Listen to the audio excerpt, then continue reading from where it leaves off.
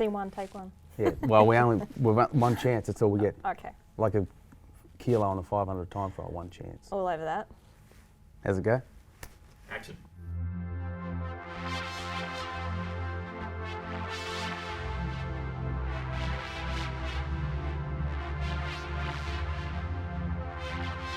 Anna, welcome to Off the Bike with Shane Kelly. Thank you, Shane Kelly. It's a pleasure to be here. Pleasure. And we only get one chance to do this, just All like right. the 500 time trial and the kilo. That's it. Mhm. So no mistakes. No, we can. Well, I'm good with that. Good. I'm sure you're good with that. Good. Well, I have been known to make a mistake or two. No, we all kilo. have. But no. Yeah, we're just a relaxed chat. We're just going to touch on all bases. Firstly, where you started, like age and where things where the dream began. Yeah. Well, for me, I've always been on bikes. I grew up in the country in Queensland, and I'm the youngest of 4 kids, so Yep. Mum's rule was 4 kids, not taking 4 kids to 4 different sports. So the oldest got to choose, and all the younger ones had to follow. So the oldest Yes. sister, brother. Brother. Brother, yeah. Yeah. So Scott's the oldest, the Yeah. only boy in the family. So he chose one of the first sports I participated in was actually BMX, Yeah. and I raced BMX from when I was aged 5 to age 9. And growing up in the country, really the only way to get around was either to walk or ride. On the bike, yeah. And riding was quicker Yeah. and more fun with your mates. So always been on that path. And in 1994, Kerry and I were watching Kathy Watt race Yeah. the Commonwealth Games on TV.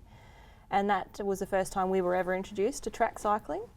And obviously struck a chord, asked Dad if we could try it, and here I am. That was it. 20 years later. And haven't looked back. I know. So who introduced you to track cycling? How'd that come about? Well, Dad just looked up the Yellow Pages, because where we grew up there was no cycling club Okay. in Middlemount. And the closest one, through looking through the Yellow Pages, was in Mackay, 300k from where we lived. Yeah. Dad drove us in one weekend when he was off shift work, and we fell in love with it. I wasn't very good at it when I first started, but I had a lot of fun, made a lot of friends, and looked forward to those weekend trips when we headed in.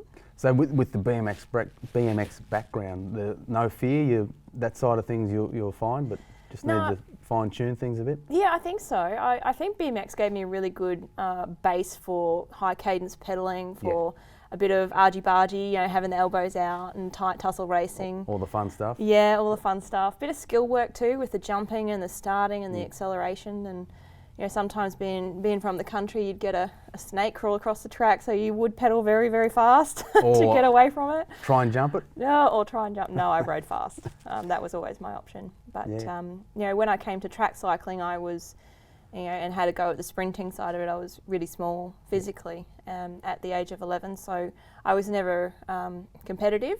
I always made up numbers until I was about 16, when I filled out and started to physically develop and could challenge then. So. And chasing big sis around? Yes, Kerry? chasing big sis around. She was pretty phenomenal as a junior. Yes. I remember she rode, at that age, there were no categories below under 17. Yeah. So when she was age 13, she rode 2 categories up into the under 17 range, and won national titles against girls 4 years older. Remember that clearly, yeah. Yeah. So that itself, I know, myself and my older brother's a sibling rivalry, and I was the youngest, so I was wanting, to be as quick or as good as my brother. So I'm sure that was the same with you. That would have helped. Absolutely. Yeah. There's nothing more that drives you than sibling rivalry at the time. Yeah. Whether it's for the front seat of the car or the best part of the meal that is served at the dinner table. We had some really fun fights and some really fun experiences as kids growing up, and I think being the baby of the family, you have an element of protection from the entire family, but you also have an element of fight about you that develops in your character. Yeah, I totally agree with that. I certainly what I experienced as well. You're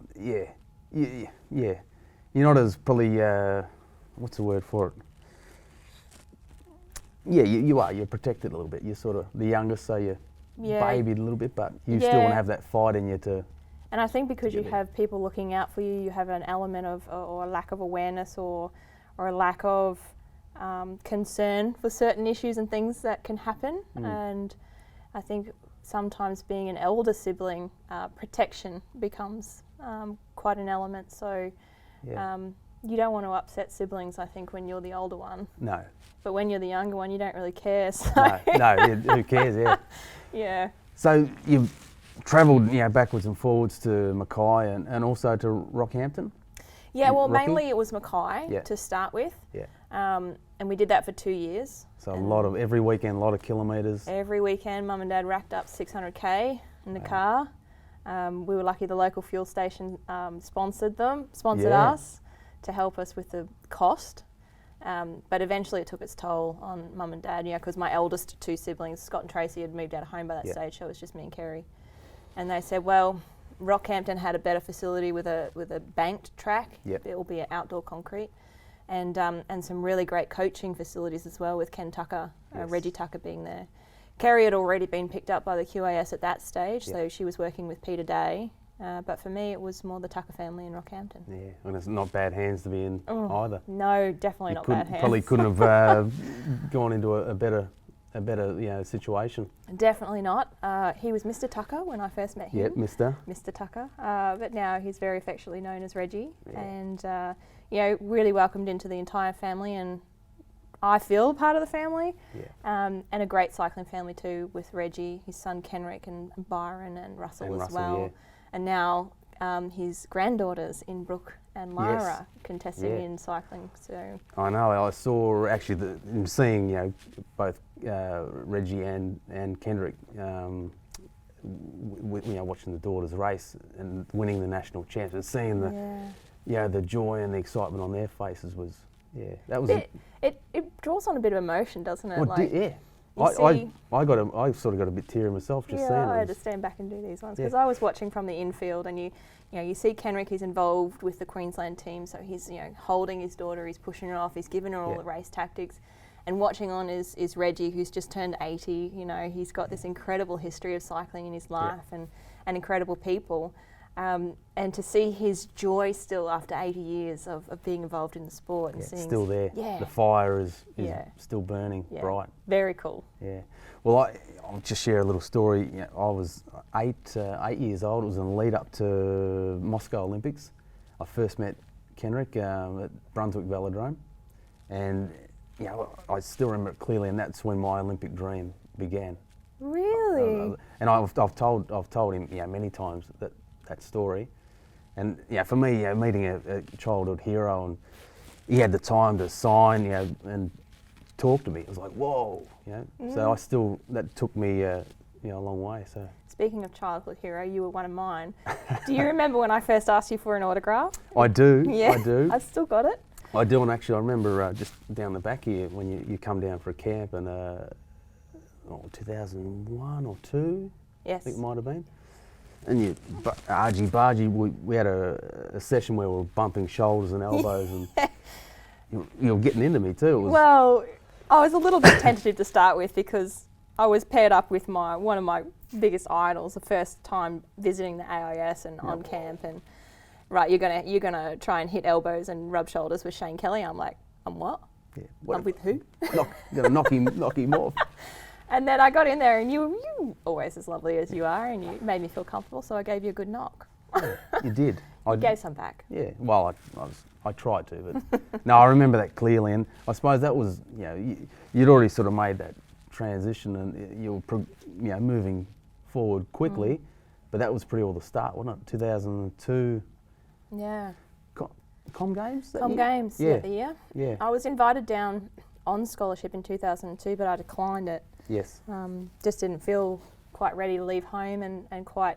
You're still pretty young too. I was only 18. Yeah. Yeah, and I was happy with my coach, Reggie, and we made the Manchester Commonwealth Games. I remember sitting on the wooden grandstands with the crows in the trees, getting the phone call from Flinny.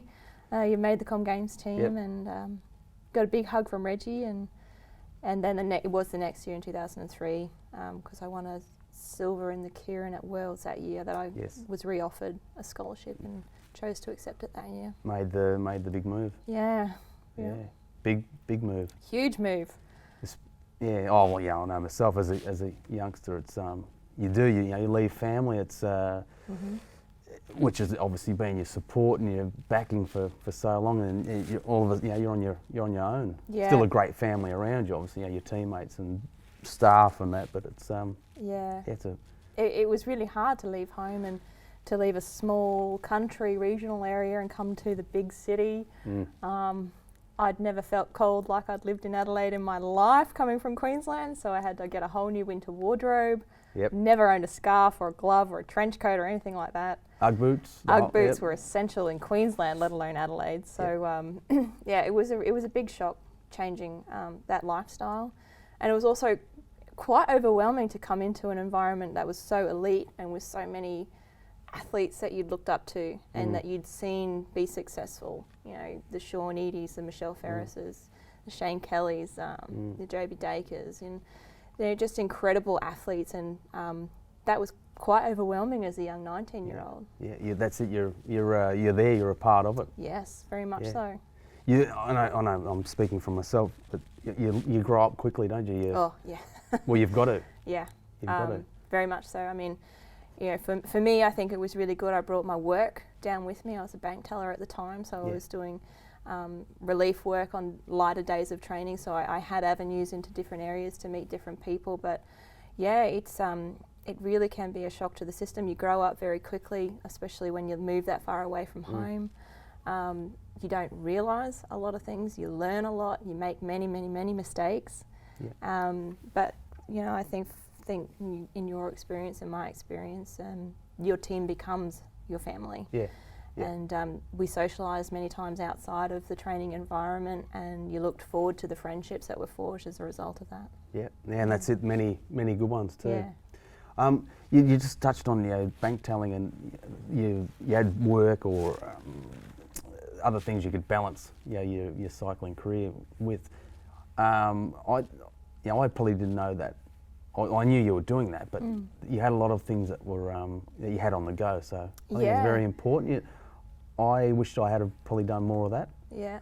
So I remember you talking to me about that as you were probably between Athens and Beijing. For you, you were really talking about that more than you had previously. But I mean, I was at university at the time working on a teaching degree. I felt that with my first year at the AIS and potentially making the next year being an Olympic year, an Olympic team, I deferred that. I brought my work down with me. I found more work here with Kerry through the hockey and soccer stadiums. We were in the canteens at night, which was a lot of fun to do that with her. And we'd been in Mum and Dad's chicken shop for 6 years before that, so we were you knew what was we were all on. over that sort of stuff, making sandwiches and serving customers and balancing tills and things like that. So, but there comes a point where focus needs to be really narrowed, and there are points where focus needs to be really broadened. Yeah, no, I still say that young kids today, I think you've got to have that something. At the end of the day, I was lucky. I raced for nearly 20 years, but then at the end of that, I was like, what am I going to do? I don't really know. So yeah, it's good that coaches now are on board and they're working with you to allow that to happen. Yeah, I think it's really become prominent that life dictates from when you're born at 0 to when you potentially die 80, 90, 100. Life isn't always dictated around the very narrow window that you're an elite athlete. And some elite athletes go through their whole career and don't earn enough money to make rent sometimes. Yeah. And that there are some that can make a fortune and own a house by the end of their career. So, it can be a hard slog. And I think it's great to have interests and avenues outside of something that can be really attention grabbing and energy draining to just keep something fresh coming in, different people, different experiences. And I think that actually helps in an elite competitive environment. Yeah, definitely. That's it, because you're already in that little bubble, but if you just limit yourself to that bubble and don't put yourself out there, it's recipe for... You talk cycling all your life and you try and hold a conversation with someone about something completely different. You're like, no, I haven't watched this show, and no, I don't know what's on the news, and no, I don't go to work per se, but my work's a little bit unique. So you really have to be able to round yourself out. Yeah, well, that's one thing I've noticed, that you are probably the most professional, I think. Thank you. No, but just like the whole package, like obviously your results, but how you present yourself, and like as a fine young woman, you present that side of things well, and then also the sport, and so that's something you've worked very hard on, or it's just very hard. One person that many people don't know of or know about in my life and in my career is my manager, Francine Pinnock.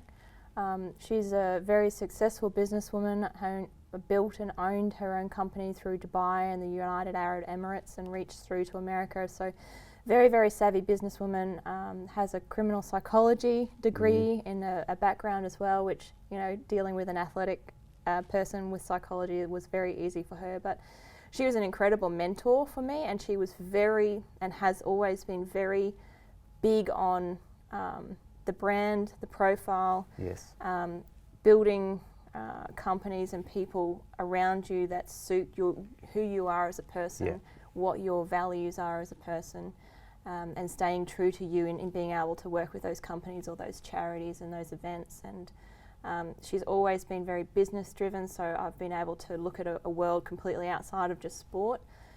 So she's really given me huge perspective and huge education in terms of the mentoring that she's given me.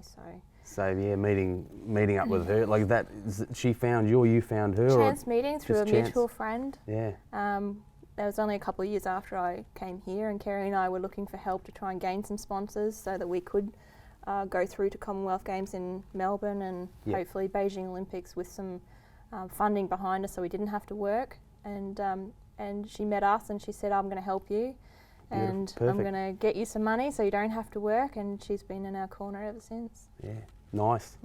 Just what you want. Yeah. But and also, to have someone like that you can be confident and have faith in, but also not just be working and getting sponsors, but also they're a mentor as well. That's a nice little mix, isn't it? Very much so. And our relationship is quite unique in the context that because of her success in her own right, she never took a percentage of anything that she got for Kerry and I. And as much as we tried to get her to, she never did. And because of that, she had a real protective element, and she didn't just take anything that came along. She's like, no, this doesn't fit with who these girls are and what they're about, so we won't be progressing with that. So the trust element is huge for that. Yeah, and I'm sure, obviously, at the end of the day, your results, and she can see the way you're shaping and progressing. Maybe that's her reward, and that's her little... Yeah, well, she has a love for cycling as well, so she grew up in country Melbourne, but never really had huge opportunity to be involved in it and progress with it. So, in a way, this is her way to be involved in the sport, and she's loved it. Beautiful, good work. Yeah. Let's say, okay, you've made your way down to Adelaide, and you're here, and Olympic Games, 2004. Okay, where I'm sure from a young age that was a goal, was Olympic Games, Olympic gold. I think it's every kid's, well, not every kid's, but most kids' dream. Yeah. You're in the team, you're there. Yeah. I was working closely with you. Actually, I was working extra hard to stay in front of you in the gym. I remember you'd look over at some of the deadlift bar weights and you'd add an extra 5 kilos or 2.5 kilos just to stay ahead. Blew a few valves a few times, but that for me was was a good incentive to have. Like, I'm going to stay in front of this chick, but because that was your strength. You're strong and you're fast. But Athens, you're there, and in super form. Yeah. 500 time trial, pet event. Yeah, definitely Without my a pet doubt. event. Yeah. Still, even to this day, love riding that 500 time trial. But that was an incredible experience. Yeah, run us through the day. You're there. It's race day. Yeah, well, it's race day, and still having that influence of Reggie. Made sure that I had plenty of naps through the day. He was on your shoulder. You could hear him. On my shoulder. Yeah. Sleep, eat, recover. Dark room. Save as much energy as possible for that 500 meters of effort. And I remember going to the velodrome. I remember being really nervous, and I warmed up away from track centre, so I wasn't watching everything that was going on. That was one of the things that you shared with the team going in, was how easy it was to be distracted by everything that happens around you, especially at the competition venue, but also the village. The village, Well, you're right though. It's you're there to do to race, but there's that many other things going on. Yeah. Easily get caught up in it. Yeah, you could people watch for days in an Olympic environment. Yeah. Sorry, I'm just taking you off track here, but 10,000 or so people in the village. You know, the town you grew up in, how 2,000. many? 2,000, yeah. Where I grew up. Yeah. Well, same, where I grew up, Ararat, there was 8,000. So bigger and better and more things to do, more shops, restaurants, cafes. Superstars, people that you would only see on TV. All of a sudden, like when I picked up my laundry behind Nadal, just admired his calves. Yeah. But it's like your, I often refer to the old, the clown at the show, with its mouth wide open, head going side to side. That's what it's like, isn't it? Pretty much. And before you know it, you could have wasted 2 or 3 hours and not have actually done anything. But yeah. It's a pretty incredible experience. You're on the start line? On the start line, and just literally felt like my legs were made of concrete. I was so heavy, nervous. They were just, I wanted to pick them up to move them as I walked up to lock my feet into the pedals.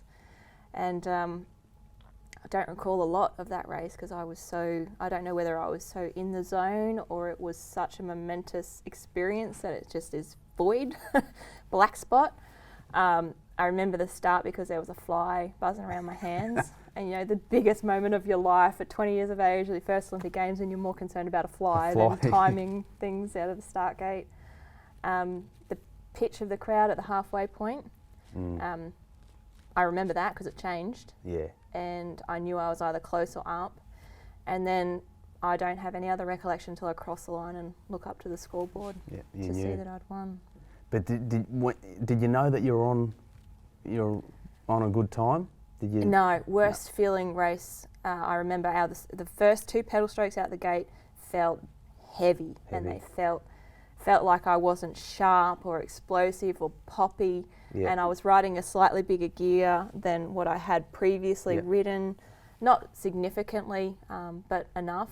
And no, I didn't know how it was in real terms. Real terms, yeah. And for me to win, I had to ride a personal best by more than 0.2 of a second. So it was quite an extensive reach, really, when you look at it in that context. But when I looked up their scoreboard and I saw world record next to my name with a number 1 and 33.9, the race was 2 laps, and I reckon I took 6 laps in victory because I just couldn't get off. I think you got quicker and quicker, didn't you? Marv kept putting his hand out. Next lap. No, and so you should too. Yeah. So you should. It's a great experience. It's one of those moments, and being a part of the team, I picked up bronze and 2 fourths, but seeing yourself win and the other guys, Ryan win and the team pursuit boys, that's being a part of it. Okay, I didn't win myself, but I felt like I'd won because I'd shared the pathway with you guys. Absolutely, and that was such an incredible games for us too. Winning that many medals on the track. Well, it was a record. So to be a part of that team was special. Magic. Again, I've talked about it before, and it's a hard thing to describe going to the Olympics. Now, I know I wanted to go to 1 and win. I went to 5, but that wasn't part of my plan as a kid. It was never part of my plan either. That's it. But it just keeps something about it. You just keep wanting to go and be a part of it. You're in that Olympians club. I remember when I came down here and I sat down with Marv for the first time after I was invited to the AIS, and he asked me what my goals were, and I said I wanted to go to an Olympics, and he said, well, when we work with an athlete, we hope to get about 10 years out of them. I'm like, geez, you're lucky if you're going to get 2. I've currently been here for 15, so and maybe a few more. Yeah. But I think what it is when you're younger, you kind of just, in a way, you roll with what you're having fun with, what's working for you, what you're enjoying, what you're having success at. And then as you get a little bit older, you start to realise and appreciate the rarity of what it is you're involved with, and the specialty of those milestone moments like an Olympic Games and how rare they actually are in the scope of a lifetime. Well, I certainly do. Yeah. You said 5 Olympics. I'm hoping to go to 4 at the moment. 4. Yeah. You know, and when you look at it, I hope I reach triple digits, and one day I can say I went to just 4 Olympics. You know, and that's a lot. You know, some people try to get to 1. Yeah. So. But it is. It's you know, you're there in the, you know, the colours, you know, the green and gold. But not just that, everything about it. I know since retiring, it's a feeling I just haven't felt again. I've heard that a bit from people who have retired. Yeah, no, it's not that it's a bad thing, but it's hard to replicate it. No, you can't replicate it. I don't think you can replicate it, which is why it is so special. So 4, 5, just keep going. But the high that comes with an experience of an Olympic Games makes the normality of life seem low. And that's why so many people, when they come out of an Olympic Games, they go through a really almost depressive state because normal life feels well below the line in comparison to the highs of emotion, of happiness, of colour, of stimulation that comes from being in that environment. So it takes a bit to recover from it. Yeah, it does. But I think for me, having 2 beautiful daughters, I think that's certainly hard to beat that. Well, I've only got a furry son, a dog. No, that's all right. That's all right. Well, so Athens, and then you've won the gold there. You know, we can go on. We can talk about your results, World Championships, greatest female cyclist ever, which is not a bad little tag to have. No, it's not. Your crash that you had in the lead up to Beijing. Yeah. It's been well documented and talked about, and you're lucky to sort of still walk. Yeah, very lucky. And I know there's a lot of people I've spoken to that drew a lot from the way you recovered and the way you come back, and not just come back, but you come back and won. Just how did you push yourself through rehab and just recovery to get back on to ride? I was almost more upset by the fact that my preparation was hindered in such a way that I think a level of naivety towards the severity of my injury allowed me to push as hard as I did. And I knew what it was like to be at an Olympics. I knew what it was like to win at an Olympics. And I was desperate. Yeah. I think that's a really good word. I was desperate to experience that again.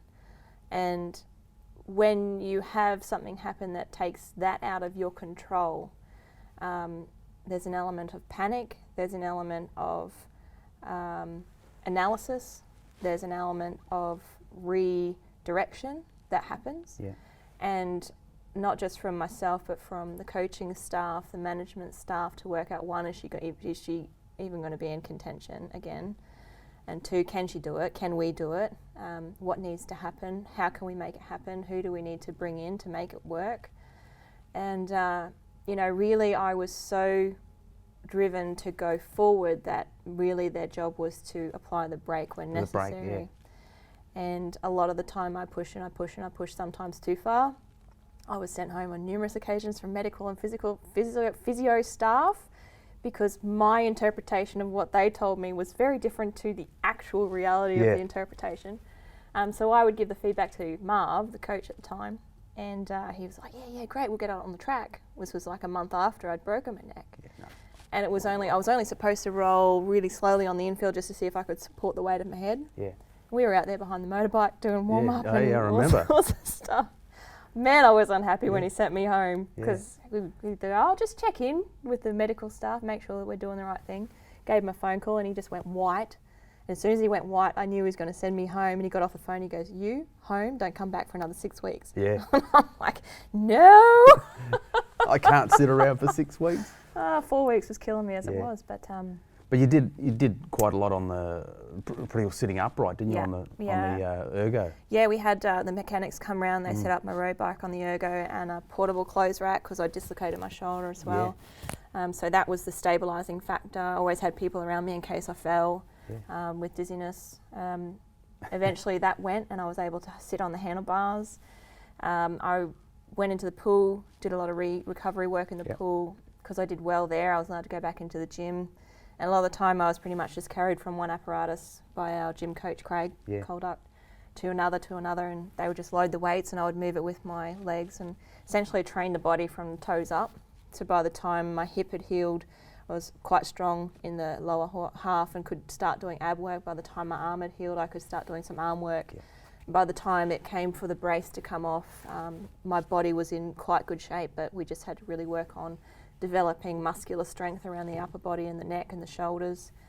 Getting movement back. I was only able to actually turn my head 4 weeks before the games, which in sprinting, when you've got to constantly look, huge, was really quite stressful. And I had a fitness trial 4.5 months after I fell, and I was so fortunate they only challenged or tested my straight line speed because I was physically okay. But if I had to match sprint, there was no chance I was getting on that plane. No. They wouldn't have taken me at that time.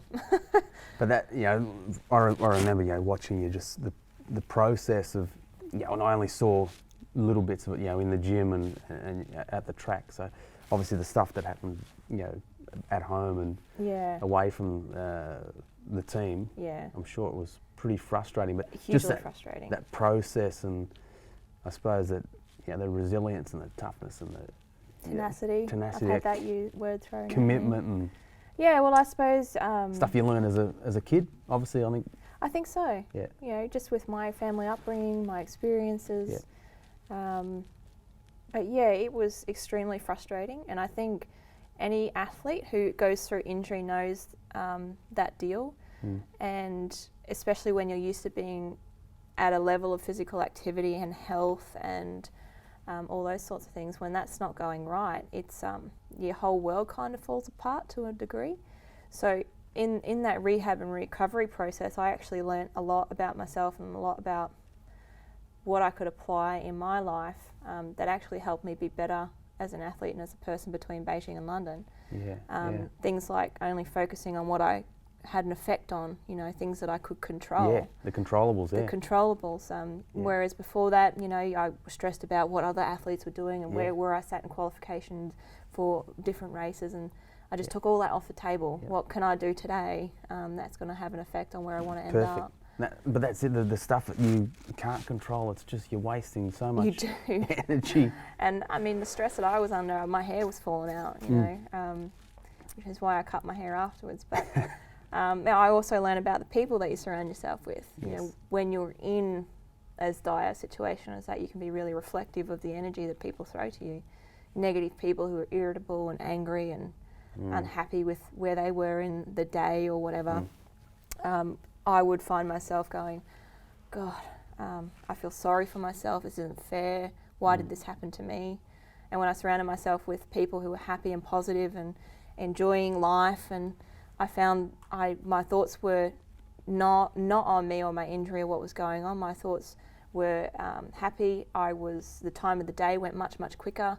My energy levels were much, much higher. And that's it, you're feeding off positive energy. Absolutely. Rather than negativity. Yeah, and so that was probably some of the biggest things that I learnt. Yeah, it just made me think. I remember Arno Tourneau come on the scene as the new Kilo King, 98. So I'd won 95, 96, 97. So I had the target on my back and all that, so the pressure. And this guy was doing some quick times, so the whisper was going around. And I remember I started seeing what he was doing, what warm-up he was doing, when he was, and that was when things went pear-shaped for me. Yeah, because your focus shifted from you to someone else. I'm worrying about what he was doing. So what happens? I lost. Yeah. Finished second, he won. And I think that's a good point that you made, is the stuff you can't control, you're just wasting energy. You stick to your plan, control the stuff that works and that you can control, and that's all you can do. Absolutely. The buy-in factor to your plan and your goals and the structure around your programming are huge factors to your composure that you can contain yourself in working towards being successful. you don't have buy-in, you don't have trust in the people that you work with. You're always panicking. You're always looking for other ways to improve or other things to bring in, and you create turmoil in an environment where turmoil just doesn't function well. No, not well at all. Yeah. Rio, not that far away. What are we, 12 months? 11. Not that I'm counting. Yeah, not that I'm counting either. So, yeah, the progression now, the step up, the training, where you're at, you're looking good, you physically feel good. I do. Watching training earlier, you were moving pretty fast, so thank you. You've got to be pretty happy. Yeah, where it's headed. I am. You may have experienced this in the latter part of your career, but as you get a little bit older, you almost have to work harder on the finer details to ensure that you can still physically perform on the track. And that's one thing that I picked up from Chris Hoy, actually, in discussing, just picking his brain a little bit around some of the issues that he had between Beijing and London, and the hope that I might be able to help myself as best I can between London and Rio. Yep. Obviously there's lots of new challenges coming through, lots of younger challenges as well. But where I'm at, I feel strong, I feel content, I believe in the team that I work with. I've got my goals, they're lofty, and I'm really excited just to give them a crack. Yep. A lot of people have asked me why I didn't retire after London on top, and for me, and you would appreciate this, no one can take from you what you've already achieved. No. And in my book, I only have the potential to add to that by contesting in Rio. And because I still have goals I want to achieve, I am, and I'm loving what I'm doing. I don't see there a need, because I've been successful, to retire. No need at all. Yeah. And that's it. You're loving it, and you're not getting slower. You're getting quicker. Yes. Why would you? Why would you say, hey, I've had enough? But you still love it. I do. And you look at, past, the world champs just gone, you're still winning, you're getting faster, so, Yeah, that was an experience. To win that 11th world title, very, very proud of that. That was one of the goals that I set for myself between London and Rio. And well, that's it, 11 world championship golds, to put you as the greatest female cyclist ever. Yeah. Not a bad little tag to have. It's very cool. Yeah, so it makes me a bit giddy, actually, because in some environments, when I'm in the cycling environment, I'm like, yeah, that's who I am, I roll with that. But when I'm outside of that, I get really almost somewhat embarrassed by it. No, well, but that's who you are. That's, yeah. You're obviously very confident and very driven, with cycling, but I don't think it's a bad thing, out of the bike scene to be like that. Yeah. Just at the end of the day, you see yourself, you're a normal person. Yes, that's the thing. You are. I am a normal person. You're a normal person. I just do some really cool stuff. Yeah. You ride fast and you lift heavy weights and you jump huge heights on box jumps, and which has been also well documented. So it's but all that sort of stuff. It's as you know, I don't need to tell you. It's that package of putting it all together, and at the end of the day, getting the result. And very much so. One thing that I'm really proud of is how I've been able to be consistently successful for a long time, and that I feel has given me the profile that I have, and that I feel has given me many platforms to be able to share not just my sporting experiences, but some of the background work and some of the really key crucial people involved in the sport as well. And I feel happy to be educating people on some of that hard work that goes into pushing pedals at an Olympic level. Yeah, and from my experience, people I chat to, and the respect and just the people that look up to the way you carry yourself and what you've done for the sport, I think you've got to be proud of that. I'm very proud of that. Very proud. I wish you all the best for Rio and hopefully beyond. Who knows? Tokyo 2020. We'll let's see not, about Tokyo. Yeah, it won't get too far in. Anyway, 2016, all the best. And thank you. Anna, thank you very much for your openness in sharing your story and your journey. And my pleasure. There's pleasure. no way I could say no to Shane Kelly. Thank you. Beautiful. Thank Thanks. you.